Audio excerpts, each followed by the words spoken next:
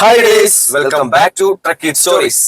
അപ്പോ പൈങ്കിളി സജിൻ ഗോപു അനശ്വര മെയിൻ കഥാപാത്രമായിട്ട് എത്തിയിട്ടുള്ള പൈങ്കിളി കണ്ടു. ഇന്ന് ഒരുപാട് സിനിമകൾ ഇറങ്ങിയിട്ടുണ്ട്. എല്ലാത്തിന്റെ റിവ്യൂ ഇതിന്റെ പിന്നാലെ വരുന്നതായിരിക്കും. പൈങ്കിളിനെ പറ്റി പറയുമ്പോൾ ആദ്യം തന്നെ എടുത്തു പറയാനുള്ള ഒരു ഹോപ്പ് എന്ന് പറയുന്നത് ജിത്തു മാധവൻ, നമ്മുടെ ആവേശം രോമാഞ്ചൊക്കെ നമുക്ക് സമ്മാനിച്ച ജിത്തു മാധവന്റെ സ്ക്രിപ്റ്റ് ആൻഡ് സ്റ്റോറി ആയിരുന്നു. അത് തന്നെയായിരുന്നു ഈ പടത്തിന്റെ ഏറ്റവും വലിയ ഹോപ്പ്. അതുപോലെ തന്നെ നല്ലൊരു എൻഗേജിംഗ് ആയി ഫീൽ ചെയ്തിരുന്ന ഒരു ട്രെയിലറും കൂടി ആയിരുന്നു സിനിമയുടെ. രണ്ടാമത്തെ ഒരു ഹൈലൈറ്റ് എന്ന് പറഞ്ഞു കഴിഞ്ഞാൽ പ്രൊഡക്ഷൻ ചെയ്തിട്ടുള്ളത്. സോ അതുകൊണ്ടും അതിന്റെ ഒരു ഹൈപ്പ് ഉണ്ടായിരുന്നു പടത്തിന്. പിന്നെ നമ്മൾ ട്രെയിലർ കാണുമ്പോൾ തന്നെ കാസ്റ്റ് കണ്ടിട്ടും ഒരു പ്രതീക്ഷയുണ്ട്. എല്ലാവരും നമുക്ക് ഭയങ്കര സുപരിചിതരായിട്ടുള്ള ഏറ്റവും ലേറ്റസ്റ്റ് ആയിട്ട് ഫെയിം ആയിട്ടുള്ള കുറെ കാസ്റ്റ് വരുന്നത് കാലിബറുള്ള കാസ്റ്റ് തന്നെയാണ് കണ്ടിട്ടുണ്ടായിരുന്നത്. അതൊക്കെ പടത്തിന് ഹോപ്പ് ഉണ്ടായിരുന്നു. അപ്പോ ഹോപ്പ് പോലെ തന്നെ എന്നെ സംബന്ധിച്ച് എനിക്കൊരു ഏവറേജിന് മുകളിൽ നിൽക്കുന്ന ഒരു കോമഡി സിനിമയായിട്ട് തന്നെയാണ് എനിക്ക് സിനിമയെ ഫീൽ ചെയ്തിട്ടുള്ളത്. ഒരുപാട് കാര്യങ്ങൾ പറയാനുണ്ട്. അതിന് മുന്നേ നമുക്ക് ടെക്നിക്കൽ സൈഡും കാസ്റ്റ് എല്ലാവരും പറ്റി സംസാരിച്ചതിന് ശേഷം കഥയിലേക്ക് പോവാം. പടത്തിന്റെ ഡയറക്ടർ വന്നിട്ട് ശ്രീജിത്ത് ബാബു. അത് പുള്ളിനെ ഗൂഗിളിൽ നോക്കിയപ്പോഴാണ് നമുക്ക് ആവശ്യത്തിലുള്ള ഹോസ്റ്റലിൽ നടത്തുന്ന ഒരാളായിട്ട് കാണിക്കുന്നുണ്ട് ബാംഗ്ലൂർ. പുള്ളിയാണ് ശ്രീജിത്ത് ബാബു. പുള്ളിയുടെ ഫസ്റ്റ് പടമാണോ? അതെ, ഒരു ഡോക്യുമെന്ററി മാത്രമാണ് ആൾ ഇതിന് മുന്നേ ചെയ്തിട്ടുള്ളത്. അപ്പൊ ജിത്തു മാധവനായിട്ടുള്ള ബേസിലായിരിക്കും അങ്ങനെ ഒരു ഇതിലേക്ക് ആൾ എത്തിണ്ടാവുക. ജിത്തു മാധവൻ തന്നെ സ്റ്റോറിയും കൊണ്ട് ആളെത്തി. അത്യാവശ്യം ഒരു നവാഗത സംവിധായകൻ എന്ന നിലയിൽ നല്ല രീതിയിലുള്ള ഒരു വർക്ക് ചെയ്തിട്ടുണ്ട്. നല്ല രീതിയിലുള്ള ഡയറക്ഷൻ തന്നെയാണ്.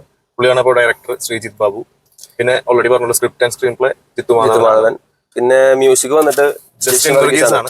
മ്യൂസിക് ഒരു സോങ്സ് രണ്ട് സോങ്സ് വെറൈറ്റി സോങ്സ് ആണ്. നമുക്ക് അന്നാ മനസ്സിൽ നിൽക്കുന്ന സോങ്സ് ആണെന്ന് വെച്ചാൽ അന്നാ തിയേറ്ററിൽ ആ ഒരു മൊമെന്റിൽ പ്ലേസ് ചെയ്തിട്ടുള്ള സിറ്റുവേഷൻ ഒക്കെ മാച്ച് ആയിട്ടുള്ള സോങ്സ് തന്നെയായിരുന്നു. നല്ല എൻഗേജിംഗ് തന്നെയായിരുന്നു. പാട്ടുകളൊക്കെ നല്ല രസമായിരുന്നു. ബാക്ക്ഗ്രൗണ്ട് സ്കോറുകളൊക്കെ ആണെങ്കിലും വലിയ ബിജിഎം കൊടുക്കേണ്ട സീൻസ് അല്ല. അതുകൊണ്ട് തന്നെ നോർമൽ ഒരു ബിജിഎം മ്യൂസിക് ഒക്കെ കുഴപ്പമില്ല. പടത്തിനായിട്ട് സെറ്റായി പോകുന്ന സ്യൂട്ടായി പോകുന്ന ഒരു മ്യൂസിക് തന്നെയായിരുന്നു ജസ്റ്റിൻ വർഗീസ്. പിന്നെ സിനിമാറ്റോഗ്രാഫർ അർജുൻ സേതു എന്ന് പറഞ്ഞ പുള്ളിയാണ്. ആ സോങ് ഒക്കെ ചെയ്തിട്ടുള്ളത് നല്ല രസമായിട്ടുണ്ട്. ഒരു സോങ് ചെയ്തിട്ടുള്ള വർക്കൊക്കെ ക്യാമറ വർക്കൊക്കെ സൂപ്പറാണ്. പടത്തിന്റെ ഒരു അറ്റ്മോസ്ഫിയർ, ഒരു ഗ്ലൂമി അറ്റ്മോസ്ഫിയർ ആണ്. ഭയങ്കര പ്ലസന്റ് ആയിട്ടുള്ളതല്ല, ഭയങ്കര നാട്ടുപുറമായിട്ടുള്ള സ്ഥലം. അതുപോലെ തന്നെ ഒരു വീടും പടത്തിലെ ഉടനീളം കാണിക്കുന്ന സീനുകൾ എന്ന് പറയുന്നത്. അപ്പൊ അതിന്റേതായിട്ടുള്ള ഒരു നല്ല കളർ തന്നെയാണ് പടം പിടിച്ചത്. ലൈറ്റ് ഒരു ഡാർക്ക് ആയിട്ടുള്ള ഒരു എഡിറ്റർ ആണെങ്കിലും എഡിറ്റർ കിരൺ ദാസ് അടിപൊളിയായിട്ട് തന്നെ ചെയ്തിട്ടുണ്ട്. കാരണം കുറെ പാട്ടിന്റെ സമയത്ത് അല്ലെങ്കിൽ ലാസ്റ്റ് ഒക്കെ ഭയങ്കര റഷാണ് സിനിമ. ഭയങ്കര റഷ് എന്ന് വെച്ചാൽ ഭയങ്കര റഷാണ് സീന് ക്ലൈമാക്സിനൊക്കെ. അപ്പൊ ആ സമയത്തൊക്കെ ഉള്ള കട്ട്സ് ഒക്കെ അടിപൊളിയായിട്ടുണ്ട്. അതിൽ നല്ല രീതിയിൽ തന്നെ വന്നിട്ടുണ്ട്. ഫോട്ടോഗ്രാഫി സൗണ്ട് ഡിസൈനർ വിഷ്ണു ഗോവിന്ദാണ് ചെയ്തിട്ടുള്ളത്. നല്ലൊരു ലൗഡ് ആയിട്ടുള്ള സിനിമ തന്നെയാണ്.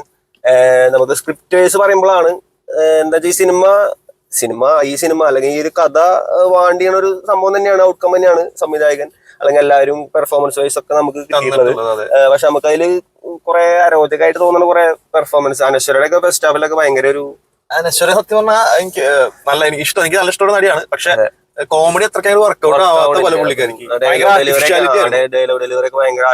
പിന്നെ ചിരിക്കുന്ന സീനൊക്കെ ഭയങ്കര ആർട്ടിഫിഷ്യൽ. അത് മേ ബി ഡബിംഗിൽ വന്നിട്ടുള്ള പ്രശ്നമാണോ എന്ന് അറിയില്ല. ചിലപ്പോൾ ആക്ടിങ് കാണുമ്പോൾ കുഴപ്പമില്ല, പക്ഷെ ഡബിംഗ് സിങ്ക് ആവാതെ നിൽക്കുന്ന പോലെ തോന്നി. സച്ചിൻ ഗോപു അതിൽ നല്ല പെർഫോമൻസ് ആണ്. പക്ഷെ ചില സമയത്ത് നമുക്ക് ചിലപ്പോൾ ആ ക്യാരക്ടറിന്റെ അങ്ങനെയാണ് ക്യാരക്ടർ അങ്ങനെയാണ്. പക്ഷെ അത് നമുക്ക് എല്ലാവർക്കും എപ്പോഴും ഇഷ്ടപ്പെട്ട ഫുൾ ടൈം അങ്ങനെ ഒരു ടോണിൽ നിൽക്കുമ്പോൾ കുറച്ച് ഓവറായിട്ടുള്ള പോലെ ചില രോമാഞ്ചത്തിലൊക്കെ കണ്ടിട്ടുള്ള എല്ലാവരും അങ്ങനത്തെ ഒരു ക്യാരക്ടറൈസേഷൻ ആണ്. ഇതിൽ അങ്ങനെ തന്നെയാണ്. ആവേശത്തിലായാലും അമ്പ എന്ന് പറഞ്ഞ ഒരു ക്യാരക്ടർ നമുക്ക് ഉടനീളം നമുക്ക് ഇഷ്ടപ്പെടുന്ന ടൈപ്പുള്ള ഒരു കോമഡി ക്യാരക്ടറാണ്. ഇത് പക്ഷെ കുറച്ച് ഈ പറയുമ്പോൾ പിന്നെ സച്ചിൻ ഗോപിന് ഒരുപാട് ഇമോഷൻസ് വന്ന് പോകുന്നതുകൊണ്ട് തന്നെ പെട്ടെന്ന് പെട്ടെന്നാണ് ആളുടെ ഇതെല്ലാം ചേഞ്ച് ആവുന്നത്. ഈ ഇമോഷൻസ് വരുന്നതിന്റെ കൂടെ തന്നെ കോമഡിയും കൂടിയിട്ടാണ് ചെയ്യുന്നുണ്ട്. ചില സീനൊക്കെ ഉണ്ട്, ഒരു പാലത്തെ വെച്ചുള്ള സീനൊക്കെ 10 മിനിറ്റ് ഒക്കെ ആളൊറ്റയ്ക്ക്. പിന്നെ മെയിനായിട്ട് ആളൊരു വൺ മാൻ ഷോ തന്നെയാണ് സിനിമ എന്ന് പറയേണ്ടി വരും. കാരണം എത്രയും ആർട്ടിസ്റ്റുകൾ പെർഫോം ചെയ്തിട്ടും സച്ചിൻ ഗോപുവിനെ മാത്രം നല്ല രീതിയിൽ നമുക്ക് എടുത്ത് കാണിക്കുന്ന ഒരു സിനിമ തന്നെയാണ്. അത്രയും നല്ല രീതിയിൽ ആള് പെർഫോം ചെയ്തിട്ടുണ്ട്. നല്ല പെർഫോമൻസ്. കാസ്റ്റ് നോക്കുകയാണെങ്കിൽ Sachin Gopu of course and Anashwara, യൂട്യൂബിലൂടെ ഒക്കെ ഒരുപാട് കണ്ടിട്ടുള്ള ഫേമസ് കപ്പിൾസ് ആണ്. ജിസ്മയുണ്ട് പടത്തിൽ. അടിപൊളി റോളാണ് അവളെ. നല്ല പെർഫോമൻസും ആണ്. അടിപൊളി പെർഫോമൻസ് ആണ്. ആള് പിന്നെ കണ്ടിട്ടുള്ളവർക്ക് സിമ്പിൾ ആയിട്ട് ചെയ്യാൻ പറ്റിയ ഒരു ക്യാരക്ടറാണ്. എടുത്താ പോകാത്ത ക്യാരക്ടർ ഒന്നുമില്ല, സിമ്പിൾ ആയിട്ടുള്ള ഒരു ക്യാരക്ടറാണ്. പിന്നെ നമ്മുടെ റോഷൻ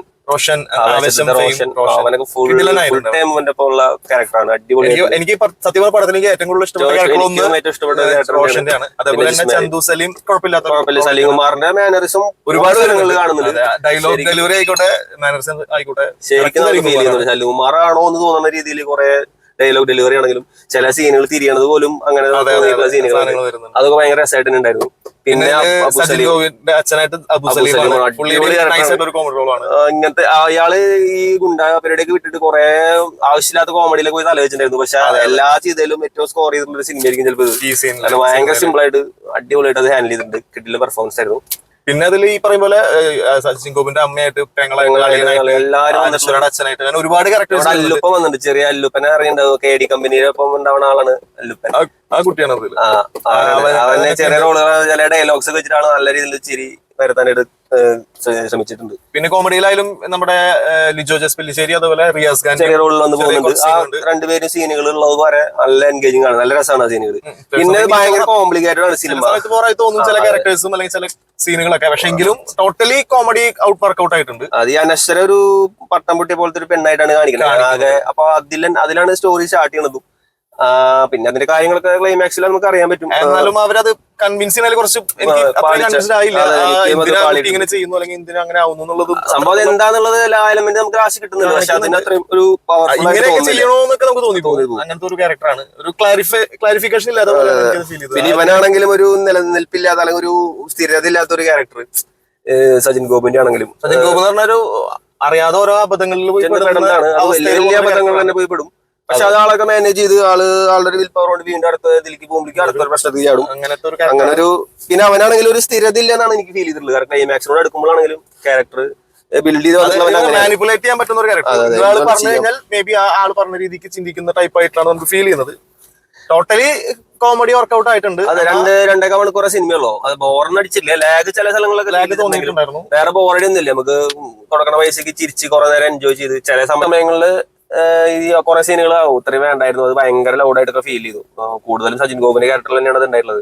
പക്ഷെ ഓവറോൾ സിനിമ എന്തായാലും എൻജോയ് ചെയ്യാം. നമ്മളിപ്പോ ഇറങ്ങണ ഒരുപാട് സീരിയസ് അല്ലെങ്കിൽ ഒരു ഫീൽ ഗുഡ് പരിപാടിയൊക്കെ വിട്ട് പിടിച്ചു നോക്കുകയാണെങ്കിൽ നല്ലൊരു എൻഗേജിംഗ് ആയിട്ട് എന്റർടൈനിങ് ആയിട്ട് തോന്നുന്ന ഒരു കോമഡി ഫിലിം ആയിട്ട് തന്നെയാണ് നമുക്ക് പേഴ്സണലി ഫീൽ ചെയ്തിട്ടുള്ളത്. എവറേജ് ആയിട്ടാണ് എനിക്ക് ഫീൽ ചെയ്യുന്നത്. പിന്നെ ഒരിക്കലും മോശമാണെന്ന് പറയില്ല. ഈ പറയുന്ന പോലെ കുറച്ച് പെർഫോമൻസിന്റെ കുറച്ച് ഓവർ ആക്ടിങ് ചില സമയങ്ങൾ ഫീൽ ചെയ്തിട്ടുള്ളൂ. പിന്നെ അത് സംഭവം അത് കാണുമ്പോൾ നമുക്ക് അപ്പോഴും നമ്മുടെ മനസ്സിൽ തോന്നുന്നുണ്ട്. കാരണം അത് ആ സിനിമ വാണ്ടിയാണ് അങ്ങനെയാണ്.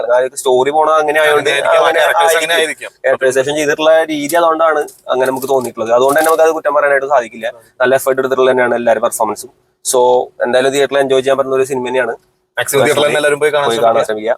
അപ്പോൾ അത്രേ ഉള്ളൂ. So bye from Trek It Stories.